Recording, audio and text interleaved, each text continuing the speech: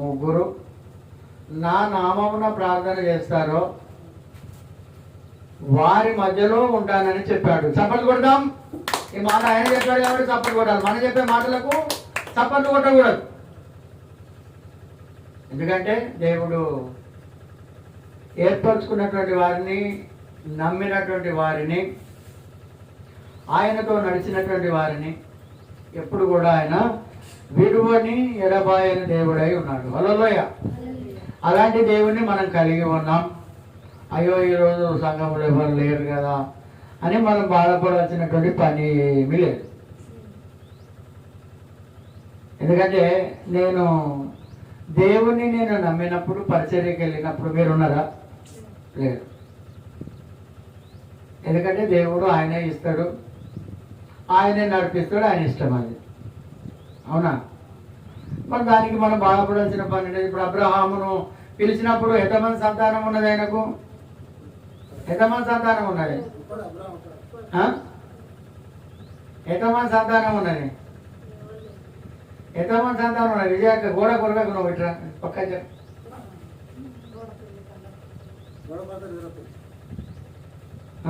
ఎంతమంది సంతానం ఉన్నది?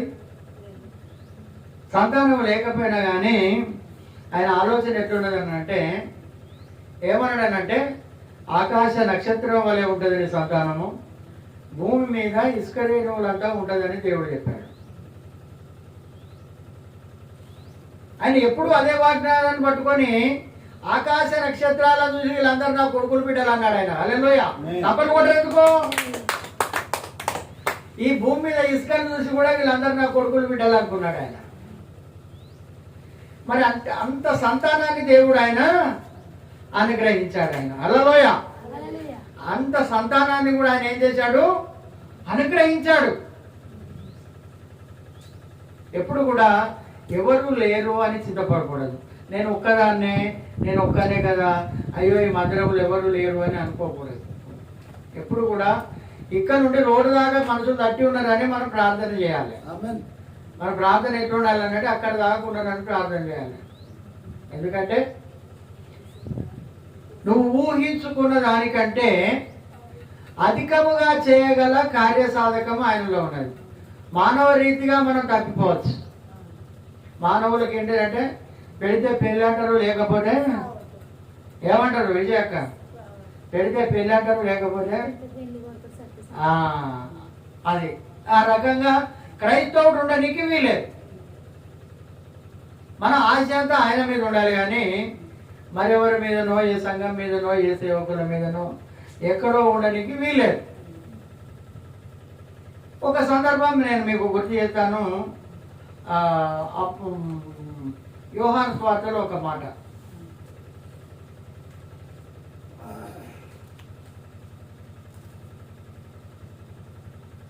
యోహాను సువార్తలో ఒక మాట,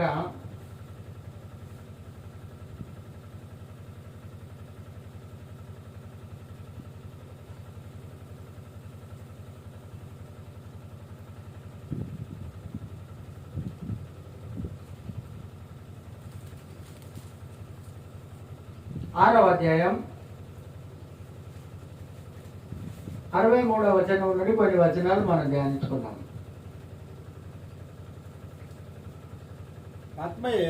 ఆత్మయే జీవింపజేయుచున్నది,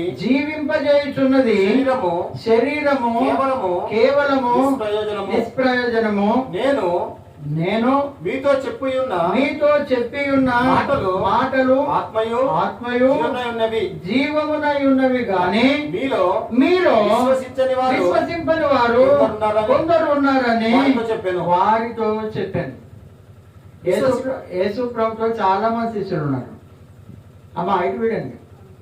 యేసు ప్రభుతో ఆయన వెంబడించినటువంటి వారిలో 70 మంది శిష్యులు ఉన్నారు. ఎవరైనా అడిగితే చెప్పండి. ఎందుకంటే మనం తెలియని వారముగా ఉండకూడదు. చాలా మంది ఏమంటారంటే యేసుక్రీస్తు శిష్యులు ఎంతమంది అంటే 12 మంది అంటారు. కానీ యేసు ప్రభు శిష్యులు 70 మంది ఉన్నారు. ఆయన 70 మంది ఉన్నారు. కానీ ఎప్పుడైతే ఈ మాట చెప్పాడో ఏమని చెప్పాడు అంటే ఆత్మయే మనిషిని జీవింపజేస్తుంది. ఈ శరీరం ఉన్నది కదా, ఈ శరీరము కేవలము నిష్ప్రయోజనం, అంటే ప్రయోజనము లేనిది. ఈ శరీరంతో ఏం ప్రయోజనం లేదు. ఆత్మయే మనల్ని జీవింపజేస్తుంది, ఆత్మయే నడిపిస్తుంది, ఆత్మయే మనతో మాట్లాడుతుంది, ఆత్మయే మనతో ఉంటుంది. గణేశ పర్వతం. ఈ ఆత్మ లేకపోతే మన ఏంటి? జీవాత్మ మనలో ఊదాడు కాబట్టి ఆ దేవాది దేవుడు మనం జీవ ఆత్మ అయ్యాం. ఈ ఆత్మ మనల్ని నడిపిస్తా ఉన్నది. ఈ శరీరం వట్టిదే నిష్ప్రయోజనమయ్యా అని దేవుడు చెప్పినప్పుడు కొంతమంది ఏమని చెప్తున్నారంటే, మీతో చెప్పి ఉన్న మాటలు ఆత్మయు జీవమునై ఉన్నవి అని చెప్పాడు దేవుడు. హలోయ ఏమని చెప్పాడంటే, నేను మీతో చెప్పినటువంటి మాటలు అవి ఆత్మ జీవమునై ఉన్నవి అని చెప్పినప్పుడు విశ్వసించని వారు వారిలో కొందరు ఉన్నారు. హలోయ విశ్వసించని వారు కొందరు ఉన్నారు కాబట్టి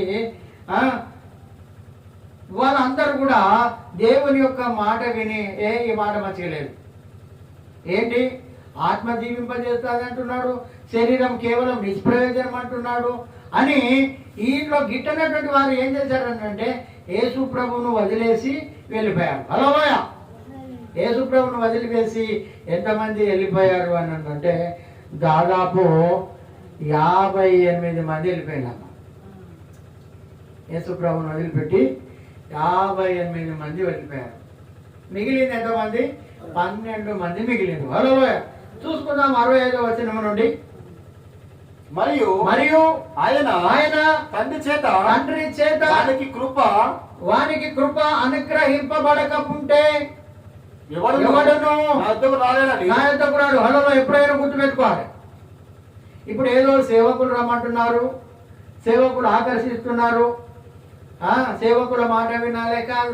మేమేమంటే మేము కేవలం మనుషులం, మీ ఇష్టం, మీరు ఎక్కడికైనా వెళ్ళొచ్చి ఏమైనా ఉండండి. కానీ ఆయన చెప్పేటువంటి మాట ఏంటిదంటే తండ్రి చేత దేవాది దేవుని చేత కృప అనుగ్రహింపబడి ఉంటే, మీకు కూడా కృప అనుగ్రహింపబడి ఉంటేనే రండి. ఆయన కృప అనుగ్రహింపబడి లేకుండా మీరు కూడా రాకండి. బలవంతం ఏం లేదు. మేమైతే అనుకున్నాం, వీళ్ళే మా అక్కలు అనుకున్నాం, వీళ్ళే మా చెల్లెళ్ళు అనుకున్నాం, వీళ్ళే మా తమ్ముళ్ళు అనుకున్నాం, వీళ్ళే మా కన్న తల్లిదండ్రులు అనుకున్నాం, తోబుట్టులు అనుకున్నాం. అంతే తప్ప మేము వేరే ఏమనుకోలేదు. హలోయ ఎందుకంటే మిమ్మల్ని చూసి మేము పరిచర్య స్టార్ట్ చేయలేదు, కానీ మీరు మా యొద్దకు వచ్చారు, మేము మీ దగ్గర రాలేదు. ఆత్మతోటే మీరు ఇక్కడికి వచ్చారు అనుకున్నాం, మీరు ఆత్మ ద్వారానే నడిపిస్తారని అనుకున్నాం మేము. కానీ ఏదో మా శరీర ప్రకారంగా ఏదో ఇస్తాం, మీరు బాగుపడతారని మేము నడిపించలే. అలాంటి వారు కాదని మేము అనుకుంటున్నాం. ఎందుకంటే ఆయన ఆత్మ ద్వారా ఆయన అంటున్నాడు, తండ్రి కృప చేత మీరు అనుగ్రహించబడి ఉంటేనే మీరు ఎవడైనా మా దగ్గరకు వస్తారు. హలోయ ఆయన రమ్మని చెప్తేనే వస్తారు, కానీ రానని చెప్తే మీరు ఎందుకు వస్తారండి? మేము అనుకున్నాం, సరే ఏదో ఆటో పంపుతున్నాం. దేనికోసం ఆటో పంపుతున్నాం? సరే వీళ్ళకి ప్రయాణ సౌకర్యాలకు దేనికి లేదు కాబట్టి, ఇక్కడ మందిరం ఉన్నది కాబట్టి మేము అంత దూరం పంపాం. అంత దూరం పంపినా మీరు మాకు ఆటో ఛార్జీలే ఇచ్చారు, మీరు కానుక ఇచ్చారు, మీకెరక. రేపు దేవుడు లెక్క అడుగుతాడు మిమ్మల్ని. దాదాపు 4 years నుంచి మీరు నడిచారు. 4 సంవత్సరాల లెక్క అంటే పై మాటగా మీరు నడిచారు. ఆదరించారు, ఆదుకున్నారు. కష్టంలో, బాధలో, ఇరుకులో, ఇబ్బందులో మీరు ఆదుకున్నారు. మీరు ఇప్పుడు ఈ మధ్యలో ఎవరో చెప్పారు, ఈ 4 సంవత్సరాల నుంచి ఆ సేవకుడు ఎక్కడ వెళ్ళాడండి? మిమ్మల్ని రమ్మన్న సేవకుడు ఎక్కడ పోయారు? ఈ 4 సంవత్సరాల నుంచి కనుక ఈ సంఘానికి రాకపోతే మీరు ఏమైపోతురు? ఒకసారి మీరే ఆలోచించండి. మీ అంతరాత్మకే వదిలేస్తున్నాం మేము. బలవంతం ఏమీ లేదు, ఇలా బాధరబంది లేదు. మీకు ఎక్కడ ఇష్టమైతే అక్కడికి. ఇప్పుడు 58 మంది సేవకులు ఉన్నారు, శిష్యులు ఉన్నారు. వాళ్ళందరూ ఎటుపోయిన వాళ్ళు లోకంలో కలిసిపోయిళ్ళు. యేసు ప్రభు స్వయంగా చెప్పిన మాటే కదా. ఎందుకంటే దేవుని యొక్క అనుగ్రహం ఉంటేనే రండి. బలవంతంతో సేవ చేస్తే ఎన్ని రోజులు ఉంటారండి? పిలిచి పిల్లలకి ఎన్ని రోజులు ఉంటారు? బలవంతాన్ని పెళ్లి చేస్తే ఎన్ని రోజులు ఉంటుంది? అది కూడా గంతే, సేవ కూడా గంతే. మీ ఇష్టం అది. హల్లెలూయ మీ ఇష్టం. మీరు ఎవరున్నా లేకున్నా మందిరం మాత్రం ఎన్నడూ కూడా ఆదివారం పోసిపోదు. అది దేవుడు నాకు ఇచ్చినటువంటి ఆధిక్యత. దేవుడు నాకు ఇచ్చిన ప్రణాళిక. నన్ను నడవమంటాడు, నేను నడుతున్నాను. ఏదో డబ్బు కోసమో లేకుంటే దానికోసమో దీనికోసమో మీ కానుకల కోసమో ఆశపడి నచ్చినోడి కాను. ఇంతవరకు ఇన్ని సంవత్సరాలు నడిచింది. ఏ ఒక్క రోజు కూడా మీరు మీ దగ్గర నేను ఏ దశమ భాగాలే కానీ, ఏ కృతజ్ఞతార్పణలే కానీ, లేకుంటే మొక్కుబల్లే కానీ, లేకుంటే ఇంకోటి నేను ఆశించిన వాడిని కాదు. ఎందుకంటే మీరు వస్తున్నారు, మేము ఆటో పంపిస్తున్నాం, మీరు వచ్చారు, మీరు ఆదరించారు, ఆదుకున్నారు, ఓకే. దానికి కూడా మేము కాదలేదు, మీ ఇష్టం. ఇప్పుడు మీరు కూడా మేము రామండి అని అంటే మిమ్మల్ని కూడా మేము అనేది ఏం లేదు, బలవంతం కూడా ఏమీ లేదు. ఎందుకంటే చెప్తున్నా మీ ఇష్టం. అది ఇంత దూరం ఉన్నది కదా అని మీరు అనుకునే మీ ఇష్టం. చూడండి మన సహోదరులు ఎంతో మారు. సతీష్ కుమార్ ఎక్కడ హైదరాబాద్ ఉంటాడు, ఆయన దగ్గర పోతలేరా? ప్రవీణ్ కుమార్ ఎక్కడో ఉంటాడు, ఆయన దగ్గర పోతలేరా? జాన్వేసులు ఎక్కడో ఉంటాడు, విజయవాడ గుంటూరు ఆ ప్రాంతంలో ఉంటారు, వాళ్ళ దగ్గర పోతలేరా? ఎంతో దగ్గరికి వెళ్తున్నారు. మన హైందవ సోదరులు కూడా ఎంతో దూరం, ఎంతో ప్రయాసాలు కోర్చి వెళ్తున్నారు. దీనే దూరం అనుకుంటే మాత్రం మన అవివేకం. మీ ఇష్టం అది. దాన్ని కూడా మేము బలవంతము చేయలేము. మిమ్మల్ని మీ చిత్తానికే మేము వదిలేస్తున్నాం. మేమైతే మేము ఆదరించాము ఒక సోదరునిగా, ఒక అన్నదమ్ములుగా. ఎందుకంటే మేము అన్నదమ్ములు లేనటువంటి వాళ్ళం, అక్క చెల్లెలు లేనటువంటి వాళ్ళం, మాకు బంధువులు ఎలాంటి వాళ్ళు లేనటువంటి వాళ్ళమని మీకు ఆల్రెడీ మేము ఎన్నోసార్లు చెప్పాం. మీ ఇష్టం అది. ఎందుకంటే ఎక్కడైతే మీకు అనుకూలంగా ఉంటే మీరు కూడా అక్కడికే వెళ్ళండి. యేసుప్రభు కూడా చెప్తున్నాడు అక్కడ, బలవంతాన్ని సేవ చేసి మిమ్మల్ని తీసుకొని వచ్చి మీరు అంత చేసి సేవ చేస్తే మీరు జారిపోతే మేమేం చేస్తామండి? రక్షణ మార్గంలో నడిపేయాలని మా ఆలోచన, కానీ ఏదో మీరు జారిపోవాలి, కారిపోవాలి, మీ ఇష్టం ఉన్న కాడికి పోవాలని కాదు కదా. మీరే ఆలోచించండి. ఈ 4 సంవత్సరాలు కనుక చూడండి, వారానికి 7 రోజులు అంటే 8వ రోజు మనం మందిరానికి వస్తున్నాం. చాలా జాగ్రత్తగా వినండి. మందిరానికి వస్తున్నాం. ఈ 7 రోజుల దాకా మన దురాత్మ ఎంత పీడిస్తున్నదో మీకు ఎరికే కదా. అదే సంవత్సరాల తరబడి ఉంటే ఎట్లా ఉంటుంది? అది లోకంలో కలిసిపోనికి కూడా ఆస్కారం ఉంటుంది. అలా పోకూడదనే ఇంత వ్యయ ప్రయాసాల కోర్చి ఒక దినం ఇక్కడికి రావాలంటే ఆటో ఖర్చు పెట్టుకొని ఇక్కడ రావాలంటే ఒక 1000 రూపాయలు మీకు ఎరికేనా? తెలియదు మీకు. ఖర్చు పెట్టుకొని ఎవరి కోసం వస్తున్నామండి? దేవుని కోసం మేము వస్తున్నాం. హల్లెలూయ. దేవుని బిడ్డల కోసం మేము వస్తున్నాం. కానీ మీరే ఈ రకంగా చేస్తున్నారంటే మీ ఇష్టం. దానికి మేమే ఏం చేయాలి? అది పోను. మళ్ళా మధ్యలో ఒక వారం కూడా ఏర్పాటు చేశాం, బేస్త వారం కూడా. ఎందుకంటే మన ప్రజలు, మన విశ్వాసులు తప్పిపోకుండా. అయినా కానీ మీరు ఈ రకంగా చేస్తారంటే మేము కూడా దానికి ఏం చేయలేం. బలవంతం ఏమి లేదు. మీతో ఇది బలవంతపు మత మార్పిడి కాదు. ఎందుకంటే ఇష్టపూర్వకంగా జరిగేదే ప్రేమ, ఇష్టపూర్వకంగా చేసేదే సేవ. అందుకే ఇక్కడ ఎందుకంటే ఆయన చేత నడిపించబడితేనే, అనుగ్రహించబడితేనే ఎవడునో ఆయన యుద్ధకు రాడు. హల్లెలూయా. అందుకే ఈ హేతువును బట్టి నేను మీతో చెప్పి తిని అని యేసుప్రభు చెప్తున్నాడు. 66వ వచనం ధ్యానించుకుందాం. అప్పటి నుండి ఆయన శిష్యులలో అనేకులు అందరు వెనుక తీసిపోయారు. హల్లెలూయా. ఒకరంటారు మాకు మర్యాద ఇస్తలేరు, మాతో మాట్లాడతలేరు, మాకు నువ్వు ఎవరి కోసం వస్తున్నావు అండి? దేవుని కోసమా, మా కోసమా? ఎవరి కోసం అండి? దేవుని సేవ ఇది. నువ్వు ఎప్పుడొస్తే మర్యాద ఇవ్వాలి? నువ్వు ఆరాధనకు మధ్యలో వస్తే దగ్గరకు వచ్చి నమస్కారం పెట్టాలా? చెప్పండి మీరే. ఆరాధన అయిపోయాక ఇటు దూర ప్రాంతంలో మేము ఉంటాము, దగ్గర ప్రాంతంలో మీరు వెళ్ళిపోతారు. ఏం మాట్లాడాలి? మేమేమని మాట్లాడాలి మీతోటి? మీరే చెప్పండి. ఒకసారి మంచి ఆలోచనతో ఆలోచించండి. చిన్నపిల్లలు అయితే ఒక దెబ్బ కొట్టి చెప్తామండి. చిన్నపిల్లలు అయితే ఒక దెబ్బ కొట్టి చెప్పినా కానీ చిన్నపిల్లలకు సంస్కారము నేర్పించినట్టు అవుతుంది. అదే పెద్దవాళ్ళకి ఏం చెప్తామండి? నువ్వు ఒక బోధకునివి, ఒక సేవకునివి, నువ్వు బోధించేటువంటి అర్హత నీకు ఉన్నది, నీకు ఆలోచన ఉన్నది, జ్ఞానం ఉన్నది, నీకు తెలివి ఉన్నది. నువ్వు ఎక్కడో సేవ చేస్తున్నావా అని అనుకున్నాం మేము. అవునా కాదా? సేవకుడు ఖాళీ ఉంటాడండి. నేను మేము ఎంజిఎం దాకా పోయి ప్రార్థన చేసి వచ్చినాం. మేము ఒక పేషెంట్, మన డెలివరీ వాళ్ళ పేషెంట్ ఉంటే ఎంజిఎం దాకా ఎందుకు పోవాల్సి వచ్చిందండి? మా అవసరం. ఏదో వాళ్ళు మంచుకున్నప్పుడే వాళ్ళ ఇంటికి పోయి అల్లెల్లో శుచిమయమంటే కాదు. వాళ్ళ కష్టాలు కూడా ఆదరించాలి. వాళ్ళకు డబ్బు లేవు, 1500 కూడా సాయం చేసినామండి. చేయాలా లేదా? మరి మేము ఒకటేసారికి వస్తాం, మేము వస్తాం పోతాము అని అంటే మాకు మాట్లాడతలేరు, మా పోతారు, ఎవరితో మాట్లాడతామండి మేము? మాకంటే దగ్గర ఉన్నారు, మీరు ముందు రాలా మేము మీరు ముందు రాలా చెప్పండి, అవునా కదా? సరే మీకు దూరం ఉన్నది, సరే ఆటో పంపితే వస్తాను, సరే ఓకే, దానికి ఓకే. మరి ఇక్కడ ఉన్న వాళ్ళ సంగతి ఏంది? మనుషులు ఎందుకు బాగా చేస్తారు? దేవుని మీద నాండి అలిగేది? హల్లెలూయ. మా మీద అలగండి, మా మీద అలగండి, దేవుని మీద కాదు. హల్లెలూయ. ఇక్కడ ఉండేది దేవుడు, మానవుడు కాదు. ఇక్కడ నిలబడేవాడు మానవుడు కాదు.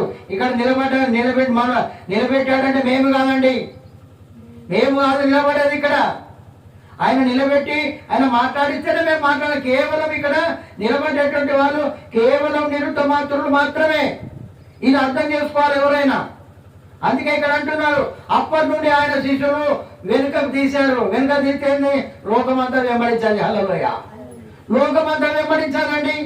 మరి ఎన్నడూ నువ్వు ఆయనను వెంబడించలేదు, ఎన్నడూ కూడా రాలేదు. ఒక వారం చూశాడు, 2 వారాలు చూశాడు, 6 వారాలు చూశాడు, 10 వారాలు చూశాడు. ఆయన పరిచర్యలంతో చూసి ఒకసారి ఆయన మాట్లాడుతున్నాడు. ఏమంటున్నాడు చూడండి 67వ వచనంలో, కాబట్టి యేసు మీరు కూడా వెళ్ళిపోవాలని ఉన్నారా అని అడుగుతున్నాడు. హల్లెలూయ. మీరు కూడా వెళ్ళిపోవాలని అనుకుంటున్నారా అని అడిగినప్పుడు ఆ 12 మంది అడగగా సీమోను పేతురు అంటున్నాడు, ప్రభువా ఎవరి యొద్దకు మేము ఎవరి యొద్దకు వెళ్దామయ్యా? నీవే నిత్య జీవము మాటలు కలవాడు. హల్లెలూయ. నీ మాటలో సత్యం ఉండేది, నీ మాటలో జీవం ఉండదు, నీ మాటలో అనేకమైనటువంటి సంపదలు ఉన్నాయి. మేము ఎక్కడికి వెళ్ళిపోతామయ్యా? నువ్వేమో వెళ్ళిపోతారా, మీరు కూడా వెళ్ళిపోతారా అని అడుగుతున్నారు. క్రైస్తవుడు ఎప్పుడు ఒంటరి కాదు. వాళ్ళు కత్తిగా తప్పని కొట్టండి. ఏదో గురిచి సేవ చేస్తే సేవ కాదు, బ్రతిమిలాడి సేవ చేస్తే సేవ కాదు. మాకు సేవ ఉంది. హల్లెలూయ. చాలా సేవ ఉంది. మేము ఖాళీగా ఉండేవాళ్ళం కాదు. ఎందుకు చెప్తున్నామంటే ఇక్కడికి ఎందుకు చూపించాడో, ఈ స్థలం ఎందుకు చూపించాడో, ఎందుకు సొంత ఖర్చు పెట్టుకొని మందిరం కట్టాము? ఆయనకెరక మాకెరక, ఎవరికెరకండి అది? ఆ బాధ ఎవరు జరుగుతుంది? ఎవరికైనా జరుగుతుందా? తెలియదు, మీకు తెలియదు. ఏదో వాళ్ళతో పోతాం, లేకపోతే లేదు. హల్లెలూయ. మమ్మల్ని చూసి కాదమ్మా, దేవుని చూడాలి. హల్లెలూయ. పేతురు అంటున్నాడు, మేము ఎక్కడికి పోవాలయ్యా? మేము ఎక్కడికి పోతాం? మేము నీవే నిత్య జీవపు ఊటలు గలవాడవు నువ్వు. నీ మాటలో సత్యం ఉంది, నీ మాటలో జీవం ఉంది, నీ మాటలో మాకు సకల ఐశ్వర్యాలున్నాయి. మమ్మల్ని ఎక్కడికి పోమంటున్నావు అని ఆయన అంటున్నాడు. ఇక్కడ చూడండి, అందుకు యేసు నేను మిమ్మును 12 నేను ఏర్పరచుకున్నాను కదా. హల్లెలూయ. నేను 12 మందిని ఏర్పాటు చేసుకున్నాను కదా. మా 12 మందిలో కొంతమంది ఎవరున్నారట? సాతాను గాళ్ళు ఉంటారండి. మన దాంట్లోనే ఉంటారు, మన దాంట్లో శత్రువులు ఉంటారు, మనతోనే శత్రువులు ఉంటారు. ఎందుకంటే దేవుడు తెలియజేస్తున్నాడు ఇక్కడ. పరిశుద్ధాత్మ దేవుని మాటలు బట్టి కాదండి, మా మాటలుగా ఏదో మేము చెప్పిపోనికి మేము ఇక్కడికి రాలేదు. పరిచర్య ఉంది, ధర్మం ఉంది, నడిపితే కెపాసిటీ ఉన్నది. మీకు తెలుసు. హల్లెలూయ. మీకు తెలుసు. కొంతమందికి ఇక్కడ ఉన్న వారికి తెలుసు. నాకు ఉద్యోగం ఉన్నా ఒక సేవకుని పెట్టి మందిరం నడిపించాను. ఎంతమంది తెలుసమ్మా ఇక్కడ? ఎంతమంది మీకు తెలుసు కదా? విజయక్క మధ్యలో వచ్చింది. కానీ నేను రాకపోయినా సేవకుని పెట్టి మందిరం నడిపించేది నేను. 3 సేవకులు మారారు. ఇక ఉద్యోగం పోయింది కాబట్టి కంప్లీట్ స్వాధీనంలోకి తీసుకున్నాం. ఎందుకంటే అప్పటికి కూడా ఉద్యోగంలో ఉండి కొంతవరకు అటు ఇటు కాకుండా ఉండకూడదు. ఉద్యోగం మొత్తం ఊడిపోయిన తర్వాతనే కంప్లీట్ సేవ చేస్తాననే వరకు కూడా నేను ప్రభు వల్ల సంస్కారంలో కూడా అడుగు పెట్టలేదు నేను. హల్లెలూయ. అది ధర్మం కాదు. దేవుని పని చేయడము ఒకవైపు ఆయనకు స్వతంత్రంగా ఉంటేనే ఆ పని చేయాలి. కానీ 2 విధాలుగా ఉంటే దేవుని పని చేయలేం మనం. అప్పటి వరకు కూడా అది చేసినా కానీ వాళ్ళను కూడా హెచ్చరించినటువంటి వాళ్ళు ఉన్నారు, వాళ్ళను కూడా ఈసరించినటువంటి వాళ్ళు ఉన్నారు, వాళ్ళు కూడా మమ్మల్ని ఈసరించినటువంటి వాళ్ళుగా ఉన్నారమ్మా. మమ్మల్ని వాళ్ళు హెచ్చరించరే, మీరు కరెక్ట్ చేయలేరని. హల్లెలూయ.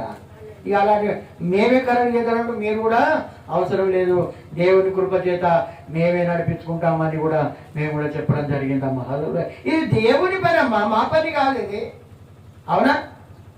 ఎవరైనా డబ్బులు ఖర్చు పెట్టుకొని సేవ చేస్తారా అమ్మా?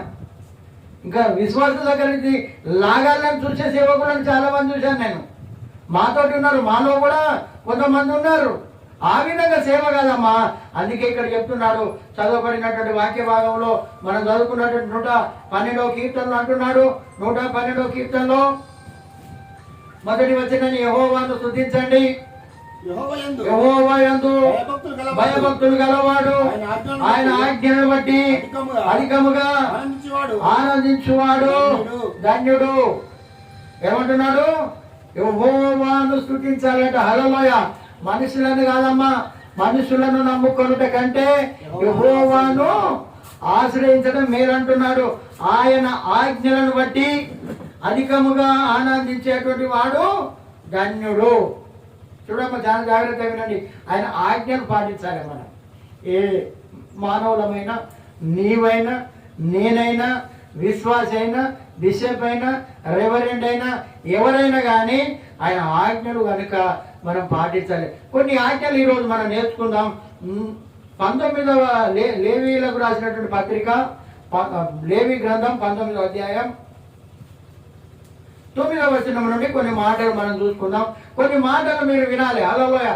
మన దేవుల్లో ఉన్నప్పుడు, విశ్వాసంతో ఉన్నప్పుడు ఆయన ఆజ్ఞలు ఏంటి మనం నేర్చుకోనికి ప్రయత్నం చేయాలి.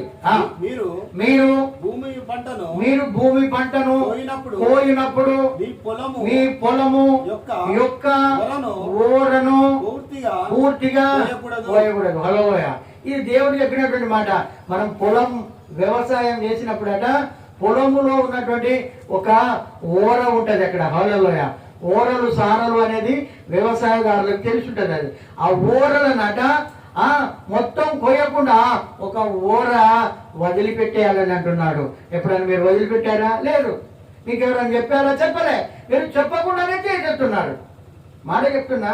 మనకు తెలియకపోతే తెలియని విషయాలు తెలియనట్టే ఉండాలి. తెలిసిన తర్వాత తెలిసి చేయాలి. ఎందుకంటే మీరు మీ భూమి పంటను కోయినప్పుడు మీ పొలం యొక్క ఓరలను పూర్తిగా కోయకూడదు. హల్లెలూయా. పూర్తిగా కోయకూడదట. ఎందుకు? ఇది దేవుని యొక్క మాట. పూర్తిగా కోయకూడదు.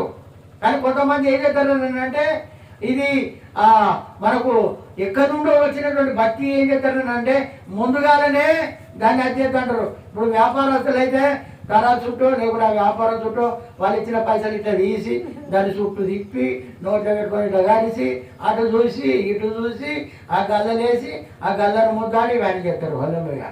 పొరపాటు. కానీ దేవుడు ఏమంటున్నాడు అన్నాడంటే, మొదటిగా ఇచ్చింది దేవుని సొత్తు. దేవుడు చెప్పినటువంటి మాట ఇక్కడ అంటున్నాడు, పూర్తిగా కోయకూడదు. నీ కోతలో పరిగని ఏరుకోకూడదు. హల్లెలూయా. కోసేటోళ్ళకి ఇట్లా ఏరుకో, ఇట్లా ఇచ్చిపోయిండు అని ఆ పరిగ కూడా ఏరే వాళ్ళు ఉన్నారు. ఏరకూడదు అంటున్నాడు దేవుడు. ఇవి ఆయన ఆజ్ఞలమ్మా, మన సొంత మాటలు కాదు. పరిగె ఏరకూడదు. చూసిలా ఈ ముండలకి ఇచ్చి పెట్టిపోయిళ్ళు, గింత ఉన్నది పరిగానే ఏరుకొని వస్తుంది కవ్వ. కానీ అది దేవుడు ఏం చేసిండే ఆకాశ పక్షులకు వదిలిపెట్టమన్నాడు ఆయన. హల్లెలూయా. కానీ మనం దాన్ని మొత్తం తినేస్తున్నాం మనం. చూడండి, అర్థం చేసుకొని ప్రయత్నం చేయండి. నీ పళ్ళ వృక్షం అంటే పళ్ళ తోటలను తోటలో రాలిన పండ్లను నువ్వు ఏరుకోకూడదు. హల్లెలూయా. కింద రాలిన పండ్లను నువ్వు ఏరుకోకూడదు అంటున్నాడు. బీదలకును పరదేశులకును వాటిని విడిచిపెట్టాలి. ఏంటి? చెట్టు మీద నేను నువ్వు చెప్పుకోవడం కింద పడ్డాయి నీకెందుకు? ఆలోచించండి. చెట్టు మీద నేను నీయ అంటాడు దేవుడు. కానీ కింద పడ్డ వాటిని ఎవరికి ఇవ్వాలట? బీదలకు తింటారు. వాళ్ళు ఎవరో వచ్చి తింటారు. వారికి పక్షులు వస్తాయి, తింటాయి, వారికి వదిలే అంటున్నాడు. చూడండి 11వ వచనం. నేను మీ దేవుడనైనా యెహోవాను మీరు దొంగతనం చేయకూడదు. నంబర్ 1. బొంకకూడదు. బొంకుడు అంటే తెలుసు కదా. బొంకుడు అంటే ఏంటమ్మా? బొంకుడు అంటే ఏంటి? బొంకుడు అంటే దానికి ఇంకా అర్థం ఉంటుంది, ఇంకోటి ఉంటుంది బొంకుడు. అది బొంకడం అని అంటారు దాన్ని. హల్లెలూయా. బొంకకూడదు. ఒకరితో ఒకడు అబద్ధాలు ఆడకూడదు. ఇవి ఆజ్ఞలు చదవండి. నా నామమును బట్టి అబద్ధ ప్రమాణము చేయకూడదు. ఆయన నామాన్ని బట్టి అబద్ధం ఆడు. దేవుని తోడు రానొద్దు ఎప్పుడు కూడా, గుర్తుపెట్టుకోండి. విజయ వినరా, ఎప్పుడు కూడా దేవుని తోడని ఒట్టు పెట్టుకోవద్దు. ఎన్ని కష్టాలన్నా కానీ కొంతమంది దేవుని తోడు అంటారు. మా అయ్య తోడు రా, మా అవ్వ తోడు రా, నా కొడుకుల తోడు రా. ఎప్పుడు ఎవరి తోడు కూడా పెట్టుకోవద్దు. అందుకే చెప్తున్నాడు. ఏమనుకోదు ఆ మాట, నా నామమును బట్టి అబద్ధ ప్రమాణము చేయకూడదు, నీ దేవుని నామమును అపవిత్రపరచకూడదు. నేను యెహోవాను. మన దేవుని యొక్క నామాన్ని అపవిత్రపరచకూడదు. హల్లెలూయా. ఇప్పుడు ప్రార్థన ఒక దగ్గర జరుగుతుంది, ఒక సేవకుడు వచ్చి పెడుతున్నాడు. వాళ్ళ సేవను కూడా మనకి కించపరిచే నీకు వీల్లేదు. వాళ్ళ సేవను కూడా కించపరిచే నీకు వీల్లేదు. అపవిత్రపరిచిన వల్ల కాదు, ఆ సేవకుడు చూడు అట్లా మాట్లాడుతాడు, ఈ సేవకుడు చూడు ఇట్లా మాట్లాడుతాడు అని ఎప్పుడు కూడా దేవుని యొక్క నామాన్ని మనము అపవిత్ర పరచకూడదు, హేళన చేయకూడదు. నీ పొరుగువాని హింసింపకూడదు. పొరుగువాన్ని హింసించొద్దు, హింసల పాలు చేయొద్దు, కష్టాల పాలు చేయొద్దు. వాని దగ్గర ఏం దోచుకోకూడదు. దోచుకోవడం అంటే తెలుసు కదా, వాడి జేబులలో ఉన్నాయి, లేకుండా కింద పడిపోయినా కానీ దోచుకోకూడదు. కూలివాని కూలి మరణాటి వరకు నీ యొద్ద ఉంచుకోకూడదు. మరణాటి వరకు కూలి నీ దగ్గర ఉంచుకోవద్దు. చెవిటి వాడిని తిట్టద్దు. హలో, ఏది కూడా చెవులిన పడతలేవని వాడిని ఇష్టం ఉన్నట్టుగా తిట్టద్దు. వింటాలా? ఏం చేయాలట? చెవిటి వాడు ఎవడని ఉంటారు కదా, చెవిటోళ్ళు, చెవులు వినపడలో అంటే ఎట్లాగే వీరికి నిలబడదని ఇష్టపూర్తిగా తిట్టకూడదు. చెవిటోళ్ళని తిట్టద్దు. గుడ్డివాని ఎదుట ఎవడో గుడ్డోడు అట్లా పోతాడు అనుకో, వీడు పడాలని అడ్డం ఏదయ్యద్దు. ఎందుకంటే బాట ఉన్నది కానీ ఆయన పోతాడు పాపం. ఆయన ఎదుట అడ్డం ఏది కూడా వేయకూడదా. నీ దేవునికే భయపడవలను. హల్లెలూయా. నేను యెహోవాను, అన్యాయపు తీర్పు తీర్చకూడదు. హల్లెలూయా. తీర్పు అంటే అన్యాయపు తీర్పు. ఇక్కడ ఒక దగ్గర తీర్పు ఉండదు, అక్కడ ఒక మనమే చూడండి, ఇటు చూడండి, మనమే ఏం చేస్తున్నామని అంటే ఎవరన్నా ఏదన్నా మాట అంటే ఇక్కడ ఒక మాట మాట్లాడదాం, ఇక్కడ సాక్ష్యం ఇస్తాం, మళ్ళీ వచ్చి ఇక్కడ వీళ్ళు కొద్దిగా తెలియకళ్ళు కొద్దిగా ఉన్నతంగా ఉన్నట్టే మళ్ళీ వాళ్ళ దగ్గర మళ్ళీ మాట మారుతాం మనం.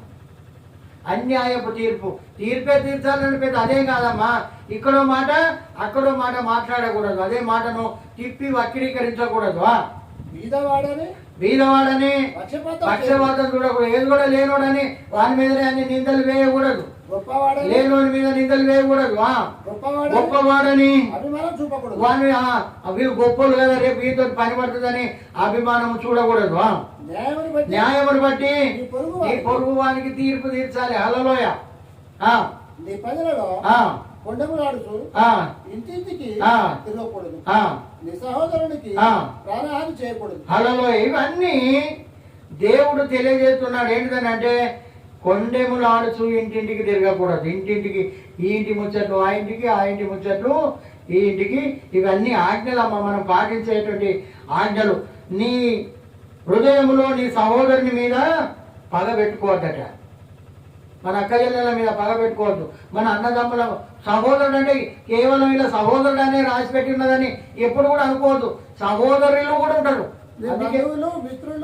అందుకే ఇక్కడ అంటున్నాడు, ఏమంటున్నాడు అంటే నీ హృదయంలో నీ సహోదరుని మీద పగ పెట్టుకోకూడదు.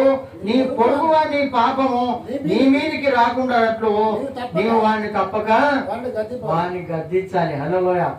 దేవుని పరిశుద్ధ గ్రంథం తెలియజేస్తా ఉన్నది. ఏమంటున్నది అని అంటే ఏమంటున్నది అంటే ఇటు చాలా జాగ్రత్త వినండి, ఇటు చాలా జాగ్రత్త వినండి. ఎందుకంటే దేవుడు చెప్తున్నాడు, కనబడే నీ సహోదరుని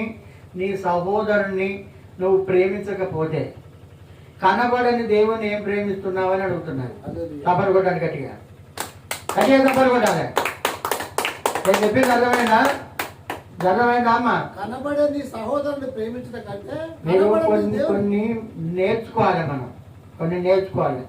ఇప్పుడు దేవుడు కనబడుతున్నాడా? విజయక్క కనబడుతున్నాడా? దేవుడు కనబడతలేడు కదా. నీ అక్క చెల్లెలు కనబడుతుందా?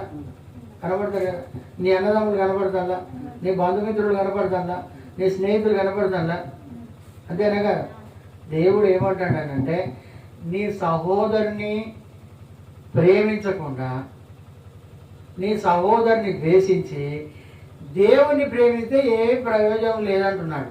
మనం ఇక్కడ దాకా వచ్చి ఇంత కష్టపడి ప్రయాసం చేసిందంతా వచ్చిందే హలోయ.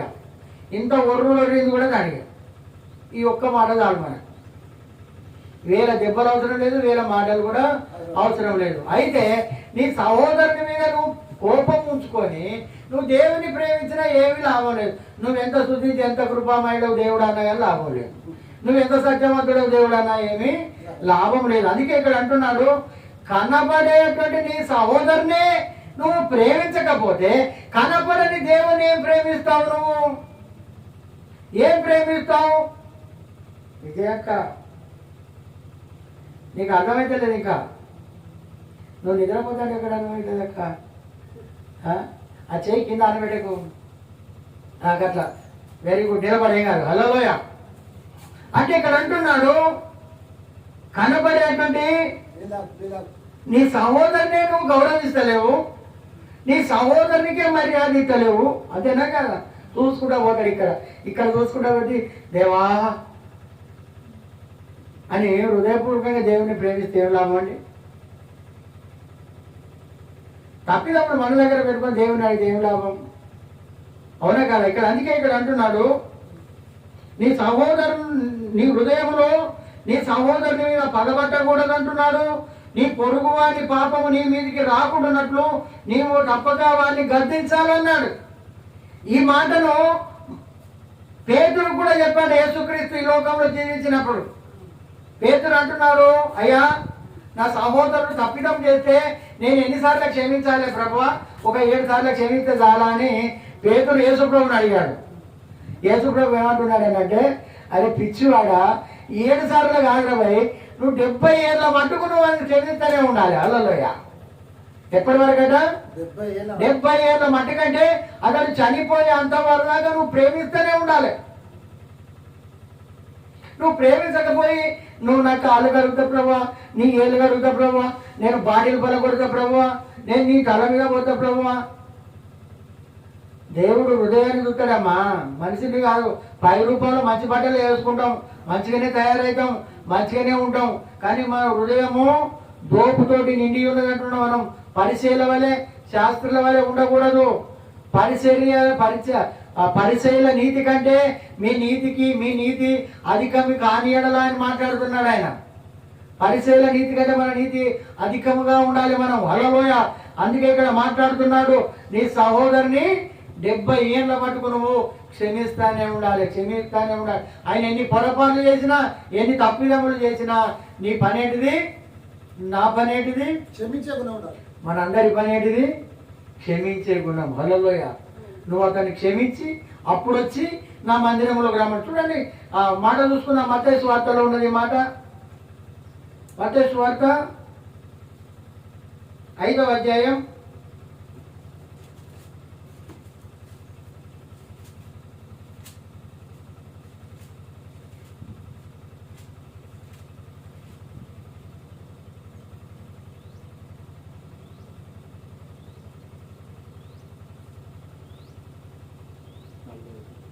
23వ వచనం. కావున నీవు బలిపీఠమునొద్ద అర్పణము అర్పించుచుండగా నీ మీద నీ సహోదరునికి విరోధమేమైనను కలదని అక్కడ నీకు జ్ఞాపకం వచ్చిన. ఇక్కడ చూడమ్మా, ఇది చాలా జరుగుతుంది. ఇప్పుడు నేను మందిరానికి వచ్చిన, నేను ఎంతో భక్తి నటిస్తున్నాను. చాలా జాగ్రత్తగానండి. భక్తి నటించి నా దేవుడికి కానుక ఇవ్వాలని నేను ఎక్కువ కానుక తీసుకొచ్చి రోజు ఇల్లు వేద్దామని నేను అనుకుంటున్నాను. చాలా జాగ్రత్తగా వినండి. ఇల్లు వేద్దామని అనుకుంటున్నాను నేను. కానీ దేవుడు ఏమంటున్నాడు ఎవరికైనా, నీ సహోదరుని మీద చదవండి, సహోదరుని మీద నీ సహోదరుని విరోధం ఏమైనా కలదని అక్కడ నీకు జ్ఞాపకం వచ్చిన ఎడల అక్కడ బలిపీఠము ఎదుటనే నీ అర్పణము విడిచిపెట్టాలి. హల్లెలూయా. నీ అర్పణం ఆయనకే కొంతమంది ఎందుకు పాపం చేసిన చేత నాకెందుకు అంటాం మనం, అంతేనా? తప్పు చేసిన చేత నాకెందుకు, అన్యాయం చేసిన చేత నాకెందుకు? దేవుడే అంటున్నాడు, మనం కాదండి. మనకు అర్థం కాదు, కొన్ని మాటలు అర్థం కాక కూడా నేను దేవునికి ఎక్కువ ఇస్తానని అనుకుంటాం మనం. సరి అయిన విధంగా ఇవ్వమంటున్నాడు ఆయన. ఏదో నీ ఇష్టానుసారంగా ఇవ్వడం కూడా పొరపాటేమన్నది. నీ రాబడి ఎంతలో దశభాగం ఏమంటున్నాడు, కానీ నేను అప్పుడింత ఇప్పుడింత తీసుకొచ్చి ఇవ్వమని చెప్తలేడు ఆయన. అందుకే అంటున్నాడు, ఆయన చెప్పే మాటలు మనం జాగ్రత్తగా వినాలి. ఇక్కడ చెప్తున్నాడు, ఇక్కడ చూడండి, బలిపీఠం మీదనే విడిచిపెట్టి మొదట వెళ్ళి నీ అర్పణము విడిచిపెట్టి మొదట వెళ్ళి నీ సహోదరుడితో సమాధానపడి అటు తర్వాత వచ్చి నీ అర్పణము అర్పించమంటున్నాడు. హల్లెలూయా. నువ్వు అప్పుడు 2000 వేసినవి లేదు బాయ్, నువ్వు 1000 రూపాయలు ఎత్తున్నావు కదా, నాకు 500 వేసినవి లేదు, నువ్వు 50 రూపాయలు వేసినా నాకేం బాధ లేదు అంటున్నాడు. కానీ మొదటిగా వెళ్ళి నీ సహోదరుని దగ్గర ఏం చేయాలి? ఇది ఆజ్ఞ అండి, దేవుడు మనకి ఇచ్చిన ఆజ్ఞలు ఇవి. ఏదో మన ఇష్టానుసారంగా వేయనీకి లేదు, మన ఇష్టానుసారంగా చేయనీకి లేదు. చూడండి, 1వ యోహాను రాసినటువంటి పత్రికలో ఒక మాట, 3వ అధ్యాయం 15వ వచనం చూడండి. 1వ యోహాను 3:15. తన సహోదరుని ద్వేషించువాడు సహోదరుని తిట్టేటువంటి వాడు నరహంతకుడు. సహోదరుని తిట్టేటువంటి వాడు ఎలాంటి వాడట? నరహంతకుడు. ఏమంటున్నాడమ్మా? సహోదరుని తిట్టేవాడు నరహంతకుడు. హల్లెలూయా. పాపము మోషేకు దేవుడు ఏం చెప్పాడంటే, నిన్న మాకు పెద్ద దైవజ్ఞుడు ఒక మాట చెప్పాడు. మోషేకు దేవుడు ఏం చెప్పాడనంటే, నువ్వు బండతో మాట్లాడు, నీళ్లు వస్తాయని చెప్పిండట దేవుడు. చెప్తే 70 మంది సమాజం ఎదుట, పెద్దల ఎదుట, ద్రోహులారా మీకు నీళ్లు కావాలా, నన్ను ఇంతగానం అక్కడి నుంచి ఇక్కడ దాకా తీసుకొని వచ్చిందని ఆ బండతో ఇట్లా కొట్టే వరకు ద్రోహులారా అన్న మాట మాట్లాడినందుకే ఆయన పరలోక రాజ్యం కోరేది. చూడండి, బైబిల్ సిస్టమ్ అట్లుంటది, క్రమశిక్షణగా అట్లా ఉంటది. అక్కడ ఒక్క మాట ద్రోహులారా. చూడండి, ఇదే మత్తయి సువార్త, ఇదే 6వ అధ్యాయం 5వ అధ్యాయంలో 5 వచనాలు కనుక చూడండి, నీ సహోదరునికి విమర్శకు గురి చేసినా కానీ నీకు నరకాగ్ని ఉంటుందని మాట్లాడుతున్నాడు. సహోదరుని ప్రేమించాలి, సహోదరులను ప్రేమించాలి. అందుకే ఇక్కడ మాట్లాడుతున్నాడు. 22వ వచనం నేను మీతో చెప్పున్నది ఏమనగా, తన సహోదరుని మీద కోపపడు ప్రతివాడు విమర్శకు లోనవుతా ఉంటాడు. విమర్శ ఎప్పుడు కూడా పన్నెత్తి మాట్లాడద్దు. మనం తెలుసా మీకు అది? మన మనసులో కూడా తిట్టదట. మనసులో కూడా ఎంతో తిట్టాలో ఉన్నది అక్క, కానీ తిట్టలేకపోయినా దేవుడు నన్ను తిట్టదని నన్ను ఆజ్ఞాపిస్తే మానుకున్నా అని అంటాం మనం. కానీ అది మంచిది. హల్లెలూయా. మనలోనే అలుచుకోవాలి, ఆ కోపం రానియకూడదు, బీపీ పెంచుకోవద్దు. అందుకే ఇక్కడ అంటున్నాడు, సహోదరుని మీద కోపపడు ప్రతివాడు విమర్శకు లోనవుతామట. విమర్శ చేస్తాడు దేవుడు. ఆయన న్యాయపీఠం ఎదుట తన సహోదరుని చూసి వ్యర్థుడా అని చెప్పువాడు మహాసభకు లోనగును, ద్రోహి అని చెప్పువాడు నరకాగ్నికే లోనవుతామమ్మా. మనం ఇంకెన్నో చెడ్డ మాటలు తిడుతూ ఉంటాం మన మనసులో. మనం పొరపాటు మన నోటికి చెడ్డ మాటలు రావద్దు, మన నోటికి చెడ్డ మాటలు రాకూడదు. అందుకే ఇక్కడ అంటున్నాడు, 1వ యోహాను 4వ అధ్యాయం 20వ వచనం చూడండి. 4:20.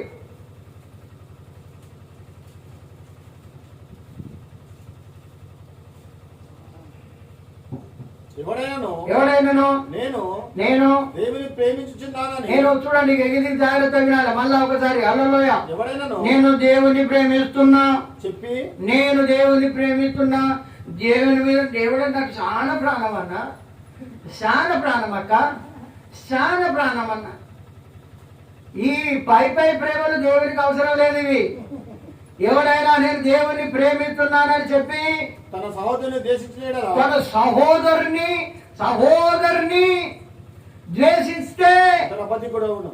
అబద్ధికుడు వేరు. హల్లెలూయా. మనం అబద్ధికులము. ద్వేషిస్తే ఇక్కడికి వచ్చి ఎంత కృపమైన వ్యవసాయం, ఈ మందిరం అంతా నిండు అవసరం లేదండి. ఒక్కరు చాలండి దేవునికి. ఒక్కరు ఆయన వాక్య ప్రకారం నడిస్తే చాలండి. ఆయన మాటకు కట్టుబడి ఉండేటువంటి వాళ్ళు కావాలండి. ఇంకా ఇలా చూసుకుంటూ పోతే ఆజ్ఞలు చాలా ఉన్నాయండి. బైబిల్ గ్రంథంలో ఎన్నో ఆజ్ఞలు ఉన్నాయి, అవి నేర్చుకోవాలి. అవన్నీ ఇప్పుడు చదవడం మనకు సమయం లేదు. మనకి ఇప్పుడు చాలా ఆజ్ఞలు ఇంకా. ఒకసారి నిర్గమకాండం 20వ అధ్యాయంలో ఈ ఆజ్ఞలు చూసుకొని మనం ముగించుకుందాం. నిర్గమ 20వ అధ్యాయం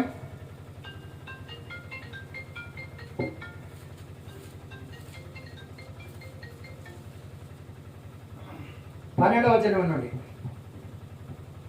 నీ దేవుడైన యెహోవా నీకు అనుగ్రహించు దేశంలో నీవు దీర్ఘాయుష్మంతుడు అవునట్లు నీ తల్లిని సన్మానించాలంట. హల్లెలూయా. అంటే మనం ఎక్కువ కాలం బతకాలని అంటే మన తల్లిని మన తండ్రిని ఏం చేయాలంట?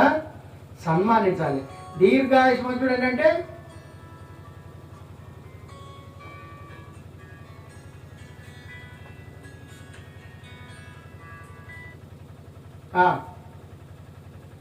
నీ దేవుడైన యెహోవా నీకు అనుగ్రహించు దేశంలో నీవు దీర్ఘాయుష్మంతుడగునట్లు నీ తండ్రి, అందరం చెప్తాం, నీ తండ్రిని నీ తల్లిని సన్మానించుము. హల్లెలూయా.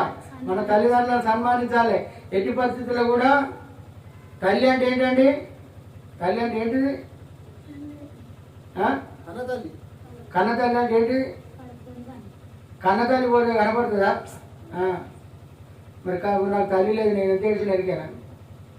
ఇప్పటికి కూడా ఎవరు ఇడుడేనమ్మా. నేను ముదలైనా కానీ ఏ తల్లినా కొడుకు గోరు ముద్దలు పెడతాంటే నాకు కళ్ళకు నీళ్ళు వస్తాయి ఇప్పటికి కూడా. అయ్యో నేను తినపోతే తిన్ననో తినలేదో తెలియదు. నేను నమ్మరు. తల్లి లేని లోటు నాకు తెలుసమ్మా. తల్లి ఉండి నిర్లక్ష్యం చేస్తున్నారు ఈ లోకంలో. ఏం తిన్నావా? ఒక తల్లి నాతో అంటున్నది, అయ్యో వాడు పెట్టకున్నా ఏమి లేదయ్యా, వాడు మొయ్యకున్నా ఏమి లేదు, అమ్మా అని ఒక మాట పడితే చాలయ్యా. వాడు పెట్టాలని అంటలేనయ్యా, వాడు మొయ్యాలని నేను అంటలేను. అమ్మా అని ఒక్క మాట వాడి పెదవులతో పలికితే నాకు అదే సార్లయ్యా, నేను స్వర్గానికి పోతానంటే అది ఒక తల్లి. అంటే ఆ కొడుకు ఎంత కర్కోట కూడా చూడండి. ఈ లోకంలో తల్లిదండ్రిని చూసుకోకుండా కుక్కలను దాస్తాను. కుక్కలు పెట్టి అన్నం నీ తల్లికి పెట్టేంత అది లేదా? నువ్వు అన్నం ఖరాబైన పడేస్తలేవా? తన కడుపు కట్టుకొని నీకు పెట్టలే, నేను రాగలే, నేను పెద్దవాడిని చేయలే. ఆ తల్లి బాధపడుతుంది. నాకు చాలా బాధ అయింది. నువ్వన్న చెప్పాయా? ఒక్కసారి వాడు మాట్లాడితే నాకు స్వర్గానికి పోయినంత విలువైనది అని అంటున్నది. అంటే ఎంత బాగున్నది ఆ తల్లికి చెప్పండి.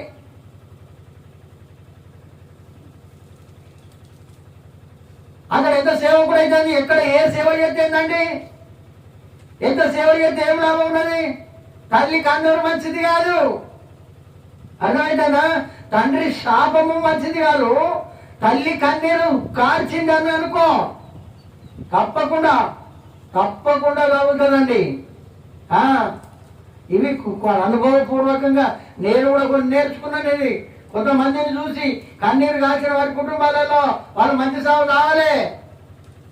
అవును, ఇప్పటికైనా మన తల్లిదండ్రులు ఉంటే తల్లిదండ్రులుగా సమానంగా భావించి వారికి ఆరాలంటే ఆతిథ్యం ఇవ్వాలండి. బయట వ్యక్తులకు మర్యాద ఇస్తామండి. బయట వ్యక్తులు రాంగి కూర్చోలేని అంటాం, రాంగి అధ్యయమని అంటాం. నీ తల్లి అంత చేదైందా? నీకు పరలోక రాజ్యం చర్చలకు వచ్చి ఎవరికి తెలియకుండా నేనైతే మంచిగా ప్రార్థన చేస్తానంటే అయిపోతుందా? కదమ్మా. తల్లిని తండ్రిని సన్మానిస్తే నీకు దీర్ఘాయుష్మంతుని ఇస్తాడు, దీర్ఘాయువు ఇస్తాడు. ఎల్ల కాలం చాలా సంవత్సరాలు బ్రతుకుతామని అంటున్నాడు ఆయన. ఇవి నా మాటలు కాదు, మరి ఆజ్ఞ. రెండో మాట అంటున్నాడు, నరహత్య చేయకూడదు. హల్లెలూయా. అందరున్నాం, నరహత్య చేయకూడదు. వ్యభిచరింపకూడదు. ఒక మనిషిని చంపద్దు, మనిషిని చంపద్దు. మనిషిని చంపడం అని అంటే మీరు అనుకుంటారు కదా, మనిషిని కత్తితోటో లేకుంటే గన్నతోటో లేకుంటే బండరాయి ఎత్తేసో లేకుంటే అట్లా తప్పిగా చంపడం అనుకుంటున్నారు. సూటిపోటి మాటలు మాట్లాడితే ఆయన చనిపోయాడు, ఆమె చనిపోయిందని అని అంటే అది నీ మీదకే వస్తుంది ఆ శాపం. నరహత్య అది, హత్య అది. అందుకే చెప్తున్నాడు వ్యభిచారం చేయకూడదు అంటున్నాడు. హల్లెలూయ. వ్యభిచారం చేయకూడదు, దొంగిలకూడదు, దొంగతనం చేయకూడదు, నీ పొరుగువాని నీ మీద పొరుగు వారి మీద అబద్ధ సాక్ష్యం పలకద్దు, పొరుగు వారి మీద. నీ పొరుగు వారి ఇల్లు ఆశించకూడదు, నీ పొరుగు వారి ఈ బండి ఆశించకూడదు, పొరుగు వారి భార్యను ఆశించకూడదు. ఇవన్నీ బైబిల్లో ఉన్న మాటలు అండి. ఇవన్నీ బయటికి ఎవరు చెప్పరు మనకి, ఇవన్నీ చెప్పరు, ఇవి దాచి పెట్టుకుంటారు. బైబిల్లో కూడా గింజ గలీసుకుంటున్నట్టు ఉంటుందండి. అందుకే ఇది పరిశుద్ధ గ్రంథమైంది. ఏది కూడా దాచిపెట్టి పడలేదు. మనం ఏ విధంగా జీవించాలో, ఏ విధంగా నడవాలో, ఏ విధంగా కూర్చోవాలో, ఏ విధంగా బోధించాలో ఇవన్నీ నేర్పిస్తుంది మనకు బైబిల్ ఇది.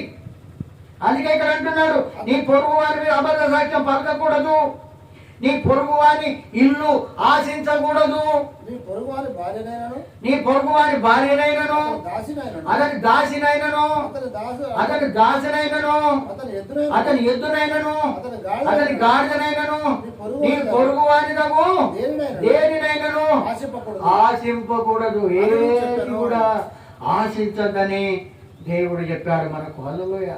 ఇవన్నీ ఆజ్ఞలు. ఇంకా చాలా ఉన్నాయి ఆజ్ఞలు. వీళ్ళకి వచ్చేవారు నేర్చుకుందాం. ఆజ్ఞలు చాలా ఉన్నాయి, దేవుడిచ్చే ఆజ్ఞలు. మనం నేర్చుకోకనే పొరపాటు చేసే మన జీవితంలో రాణించలేకపోతున్నాం. దరిద్రాన్ని అనుభవిస్తున్నాం, కష్టాలను అనుభవిస్తున్నాం, ఇరుకులను అనుభవిస్తున్నాం, ఇబ్బందులను అనుభవిస్తున్నాం, సమస్యలను అనుభవిస్తున్నాం, రోగాలను అనుభవిస్తున్నాం, అన్ని కూడా అనుభవిస్తున్నాం. ఇవన్నీ పాటించాలి. హల్లెలూయా. ఇవన్నీ ఆరోగ్యవంతులంగా ఉండాలి. మన యొక్క శరీరంలో ఏదైనా ఆలోచన కపటము కుళ్ళు పెట్టుకుంటే మన ఎముకల గట కుళ్ళాట. హల్లెలూయా.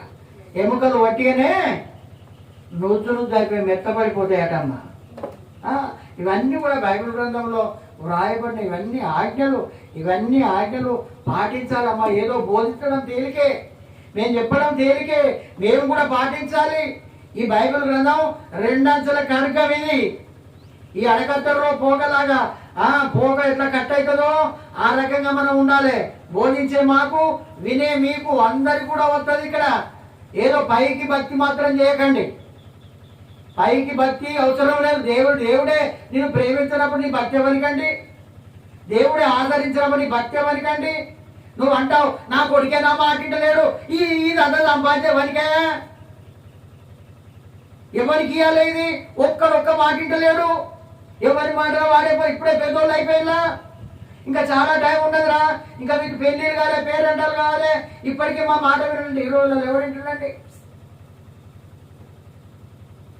మన మా రాంపూర్లో ఒక అబ్బాయి బాగా తాగి చనిపోయాడు. యాక్సిడెంట్ అయ్యి బస్సు కంటే స్పీడ్గా పోతే చనిపోయాడు. బండి మీదకి వెళ్ళి ఎక్స్ప్రెస్ బస్సు దాటేస్తాడా? తాగగానే అంత అదైందా? పౌరుషం వచ్చిందా? రోషం వచ్చిందా? బస్సు అయినా సైడ్ ఇక్కడ నువ్వు చిన్న బండి, నీ బండి ఎట్లుంటుంది? ఓటా చేయకపోతే సంధించుకుంటే డివైడర్ కుదుకొని హ్యాకని మళ్ళా మాట కూడా మాట్లాడలే, అయిపోయింది. ఎవరికంటే ఎవరి మాట ఆ తల్లిదండ్రులు బాధపడతలేరా? ఎంత లోటు అండి తల్లిదండ్రికి, తీరని లోటు అది. ఎవరు పుడతారు అది? అందుకే దేవుని మాట వినాలి, మనం దేవుని ఆజ్ఞలు మనం పాటించాలి. ఏదో రావడం పోవడం కాదు, నేర్చుకోలే. మీరు నేర్చుకోవాలి, దాంతోపాటు మేము కూడా నేర్చుకోవాలి, మేము కూడా సరిదిద్దుకోవాలి. మా లోటుపాట్లను కూడా మేము కూడా పూడ్చుకోవాలి. ఈ మాటలు మీకే చెప్పి వదిలేయడం కాదు, గాలికి వదిలేయడం కాదు. మేము కూడా నేర్చుకుంటేనే దేవుని క్రమంలో మీరైనా నడవగలుగుతారు, మేమైనా నడవగలుగుతాము. దేవుని యొక్క మార్గము, ఈ మార్గం ఎలాంటిదట? ఇరుకు మార్గం ఇది. హల్లెలూయా. ఇరుకు మార్గమున పోరాడా ప్రయాసపడుడి అని బైబిల్ గ్రంథం చెప్తున్నది.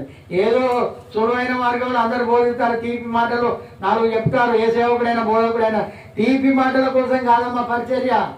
అన్ని మాటలు ఉన్నాయి ఉన్నట్టుగా చెప్పితేనే పరిచర్య చేయగలుగుతాం, దేవుళ్ళు రాగలుగుతాం. పరలోక రాజ్యానికి వారసులు కావాలనంటే, పరలోక రాజ్యంలో ఇవన్నీ కావాలనంటే చూడండి. ఎందుకంటే మోసే గురించి ఇప్పుడు ఇంతవరకు మనం చదువుకున్నాం. మోసే గురించి ఎందుకు మనం ఇంతవరకు చదువుకున్నాం? ఐగుప్తు ధనము కంటే క్రీస్తు విషయమైనటువంటి నింద మహాభాగ్యంగా ఎంచుకున్నాడు ఆయన. ఈ డబ్బు నాకు అవసరం లేదు, ఈ పాపం సొమ్ము నాకు అవసరం లేదు, నాకు క్రీస్తు విషయమై నేను నిందలు పడ్డా పర్వాలేదు అనుకున్నాడు ఆయన, అవమానాలు పడ్డా పర్వాలేదు అనుకున్నాడు ఆయన, హేళన చేసినా పర్వాలేదు అనుకున్నాడు ఆయన. ఎవరి కోసం నడిచాడండి? ఈరోజు పరిశుద్ధ గ్రంథంలో రాయబడ్డది ఆయన పేరు. నీ పేరు రాయబడ్డదా? నా పేరు రాయబడ్డదా? మరి రాయబడాలంటే ఏం చేయాలి? కష్టపడాలి, మోకరించాలి, ప్రార్థన చేయాలి, స్తుతించాలి, ఆరాధించాలి, ఆజ్ఞలు పాటించాలి, ఆయన చెప్పిన మార్గంలో నడవాలి. అప్పుడే కదా మనం సరి చేయబడతాం.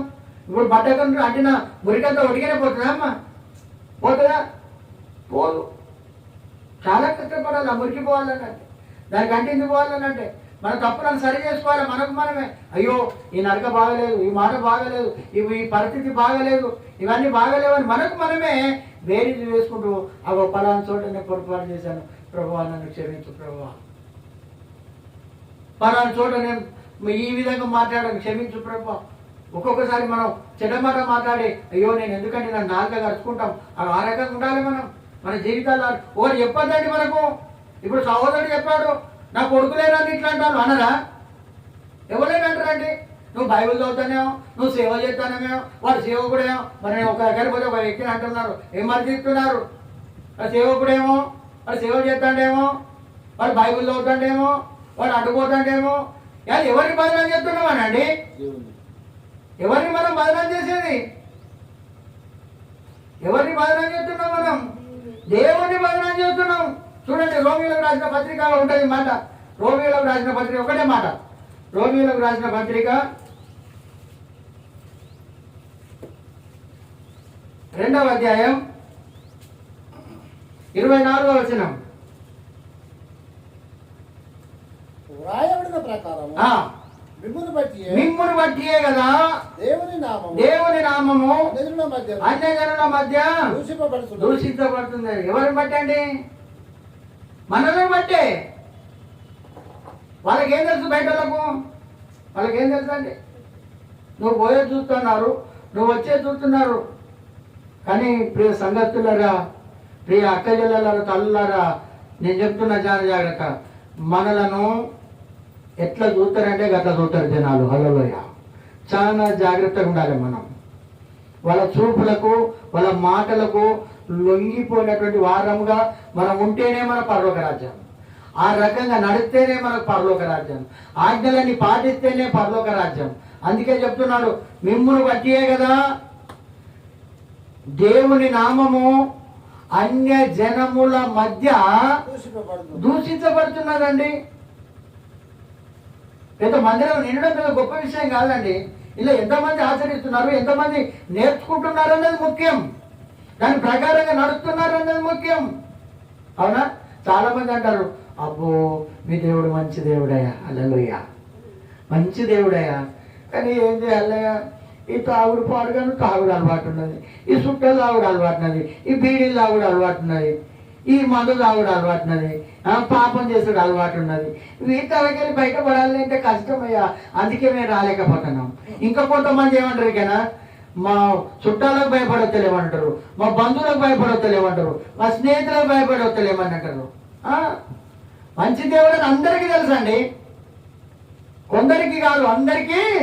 యేసుక్రీస్తు అందరికీ ప్రభువు అన్న రకంగా అందరికీ తెలుసు. కానీ వీటిని ప్రకారంగా వీటిని వదిలిపెట్టలేక దేవుని దగ్గరికి రాలేకపోతారు. మనల్ని ఒక డేగ కనుతో చూస్తూ ఉంటారు. వీరి దగ్గర ఎక్కడ తప్పు దొరుకుతుందా, ఎక్కడ అన్యాయం దొరుకుతుందా, ఎక్కడ వీడు మోసం చేస్తాడు, ఎక్కడ వీడు అబద్ధం ఆడతాడు, ఎక్కడ వీడు అన్యాయం చేస్తాడు, ఎక్కడ ఇవి అన్ని చేస్తాడని మనల్ని ఒక డేగ కన్ను, ఒక డేగ కన్నండి. మనం అయితే ఎట్లా ఉండాలి ఎరికేనా? హల్లెలూయా. మనమైతే ఎట్లా ఉండాలి ఎరికేనా? మనం దేవుని మాటలను ప్రకటించేటువంటి వారంగా ఉండాలి. గట్టిగా చప్పట్లు పడదాం. దేవుని మాటలు ఎల్లవేళలా ఒక్క మాట అయినా మనకు కలిగేటట్టు మాట్లాడాలండి. మనం శత్రువు అయి ఉండొచ్చు, వారికి దేవుని మాట వాళ్ళు తెలియాలి. దేవుని యొక్క నయమాను అనేటువంటి ఒక వ్యక్తి ఏం చేశాడనంటే దూర ప్రాంతం నుంచి ఒక అమ్మాయిని చెరవని పట్టుకొని వచ్చాడు. ఓర్వలేక చూడలేక ఆ దేశాన్ని ఓడించి ఆ గుర్రం మీద తన రథం మీద ఈ అమ్మాయిని తీసుకొని వచ్చి తన ఇంట్లో పని మనిషిగా పెట్టుకున్నాడు. చాలా జాగ్రత్తగా వినండి, పని మనిషిగా పెట్టుకున్నాడు ఆ మనిషిని, ఆ యొక్క పాపను పని మనిషిగా పెట్టుకుంటే ఆ యొక్క పని మనిషి ఆ పాప ఏం చేసిందనంటే ఈ అయ్యగారిలో ఉన్న రోగం గుర్తించింది. హల్లెలూయా, చప్పటి కొడదాం. ఈ రోగాన్ని గుర్తించి అమ్మగారికి చెప్పాలి, అమ్మ అయ్యగారికి వచ్చిన రోగము అది మామూలు రోగం కాదమ్మా. అరే నీకెవరు చెప్పలే? నాకు తప్ప అసలు ఈ లోకంలో ఎవరు తెలియదు ఆ రోగం, నువ్వెప్పుడు కనిపెట్టినావు? లేదమ్మా, నా దేవుడు నాకు చూపించిండు. హల్లెలూయా. కానీ ఒక దగ్గర ప్రవక్త ఉన్నాడు. హల్లెలూయా. ఆయన దగ్గరికి వెళితే ఈ కుష్ఠరోగం పోతుందమ్మా, నేను చెప్పితే బాగుండదు, నువ్వు చెప్పమ్మా అని చెప్పినాను. హల్లెలూయా. ఆ విధంగానే ఆ యొక్క పాప మాట ఆ భార్య విని తన భర్తకు చెప్పింది, అయ్యా పలానా దగ్గర ఒక సేవకుడు ఉన్నాడట, ఆయన దగ్గరికి పోతే నీకున్న రోగం పోతుందట. అరే ఈ విషయం నీకెవరు చెప్పిందే? ఆ అమ్మాయి చెప్పింది. ఎక్కడి పోయినా కానీ మన ఇంటి గురించి, మన సేవకుని గురించి, మన దైవజనుడి గురించి, మన మందిరం గురించి గొప్పగా చెప్పుకోవాలి. కానీ అంతేనే కదా, ఆమె ఎక్కడి నుంచి వచ్చింది? ఆ సేవకుని మర్చిపోయిందా? ఆ మొత్తానికి తెగదెబ్బలు చెప్పుకొని వచ్చింది, మళ్ళీ పోతుంది, అక్కడికి పోలేదు. అయినా కానీ ఆ సేవకుని గురించి గొప్పగా చెప్పాలి. ఆయన ఎప్పుడైతే ఆయన దగ్గరికి పోయాడో ఆయన అపనమ్మకాల మనిషి, రాజు దగ్గర తాకీదు రాసుకున్నాడు, వేల కొద్ది లక్షల కొద్ది బంగారం పట్టుకపోయాడు, బట్టలు పట్టుకొని పోయాడు, వస్త్రాలు పట్టుకొని అన్ని పట్టుకొని పోయాడు. ఒక రాజు దగ్గరికి పోయాడు. ఆయన రాజు దగ్గర పోతే, ఏమయ్యా నీకు ఎగతాళిగా ఉన్నదా, నువ్వు నా దగ్గరకు వచ్చావేంటి అని అంటే, అప్పుడు ఆ రాజు దగ్గర పనిచేసే ఒక వ్యక్తి ఉన్నాడు. అయ్యయ్యో ఆయన బాగు చేసేటువంటి వ్యక్తి ఇంకొక దగ్గర చిన్న సేవకుడు ఉన్నాడయ్యా, అగో ఆయన దగ్గరికి పోయా, ఇది వచ్చింది నువ్వు పొరపాటు అనగానే మళ్ళీ ఆయన దగ్గరికి పోయాడు. ఆయన హల్లెలూయా, రథాలతోటి మంది మార్బాలతోటి లక్షలు పట్టుకొని పోయాడు. విజయక లక్షలు పట్టుకొని కోట్లు పట్టుకొని పోయాడు. చిన్న పూరి గుడిసెలో ఆయన ప్రార్థన చేసుకుంటా ఉన్నాడు. హల్లెలూయా, చప్పట్లు కొడదాం. ఆ దైవజనుడు ఆయన పోయినప్పుడు ఆయన ప్రార్థన చేసుకుంటా అంటే గెహాజీ అనేటువంటి ఆయన దగ్గరికి పోయిన తర్వాత, ఎవరండి మీరు అని అంటే, మేము వచ్చామని చెప్పు అని అంటున్నాడు. ఎంత ఉంటుందండి డబ్బుకి అహంకారం మాటలు. మేము వచ్చామని చెప్పు, ఓ రాజు వచ్చాడని చెప్పు అని అంటే ఆయన ప్రార్థన చేసుకుంటూనే ఉన్నాడు. ఆయన దగ్గర పోయి ఈయన చెప్పాడు, ఏంటంటే ఏం లేవు అని ఆయనను యోర్దాను నదికి పోయి 7 సార్లు మునిగి లేమ్మని చెప్పు, ఆయన రోగం పోతుందని చెప్పు అని చెప్పాడు ఆయన. హల్లెలూయా. ఈ బాలుడు వచ్చి ఆయనతో చెప్పాడు, నువ్వట అయ్యా అక్కడ యోర్దాను నది ఉంటుంది, ఆ నదిలోకి పోయి 7 సార్లు మునుగయ్యా, 7 సార్లు మునిగితే నీలో ఉన్న రోగం పోతాడని చెప్పితే, ఎంత అహంకారం, ఇంత అహంకారమా, మేమంత రాజులమై ఉండి నీ ఇంటికి వస్తే, ఈ గుడిసె ముందడికి వస్తే నువ్వు నన్ను ఘనహీనంగా నువ్వు చూస్తావా అని కోపం మీద వెళ్ళిపోతా ఉన్నాడు.